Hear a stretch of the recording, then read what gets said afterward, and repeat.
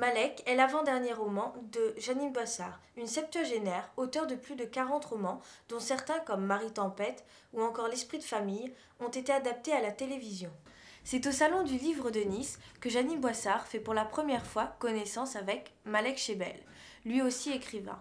Il lui confie quelques anecdotes de son enfance qu'elle souhaite raconter à son tour. Mais Malek refuse, il n'est pas prêt. C'est là que commence l'aventure. Plus tard, c'est dans un train qu'ils se reverront. Malek accepte la proposition de Janine Boissard, raconter son histoire. Malek Chebel est un maghrébin qui lutte pour la liberté d'expression en Algérie ainsi que pour la liberté des femmes, puisqu'elles sont, je cite, belles et libres. Nul n'a vu Ossine quitter la fête. A-t-il éprouvé le besoin d'aller faire quelques pas sur le chemin? Respirer l'air frais de la mer? A-t-il voulu être seul pour prier sur la colline, en regardant s'allumer la première étoile? Lorsque tout emplit le ciel, il n'était toujours pas revenu. Les appels des hommes lancés à sa recherche. Les as-tu entendus? Les larmes de ta mère, comme ses recherches demeuraient vaines. En as-tu senti le sel sur tes joues? On a retrouvé ce que l'on a supposé être sa dépouille, quelques jours plus tard, dans un fossé. Malek a donc perdu son père très jeune. Il a été élevé par sa mère et sa famille proche. Petit, il rêvait d'être reconnu et de répondre à la prédiction d'Afrit le Diablotin, qui, sans boule de cristal ni marc de café, en 3 mots, annonce à chacun son destin. Toi, tu seras philosophe. Dès lors, à la pointe de ses stylos, il lui semble voir suspendus les mots qui lui ouvriront le monde. L'oncle Saleh les a inscrits dans le centre de regroupement qui se trouve en bord de mer, à une dizaine de kilomètres de Philippeville, récemment rebaptisé Skikda, 2 bouches de moins à nourrir.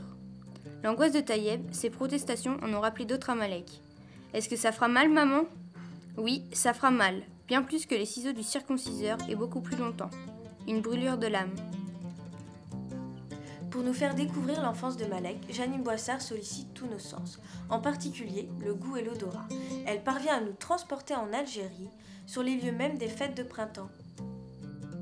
Le mouton a mijoté longtemps, ainsi que les légumes dans le grand couscoussier. Les odeurs d'épices, coriandre, cumin, safran, gingembre, se déployaient jusqu'à la mer. De délicats gâteaux découpés en losanges, faits de pâte d'amande parfumée à la fleur d'oranger, nappés de sucre blanc, qui dessinent autour des lèvres la couleur des futurs souvenirs. En lisant le roman de Janine Boissard, c'est le dépaysement assuré. En plus de partir direction l'Algérie, nous découvrons peu à peu les aventures d'un enfant qui s'est construit malgré tant d'obstacles. Ce roman est digne d'un conte, et pourtant c'est une histoire vraie dont on peut retenir les derniers mots. Et tandis que tu rejoins ton destin, te reviennent ces mots de Plutarque. On ne naît pas noble, on le devient. Tu as mérité ton nom, Malek, Seigneur.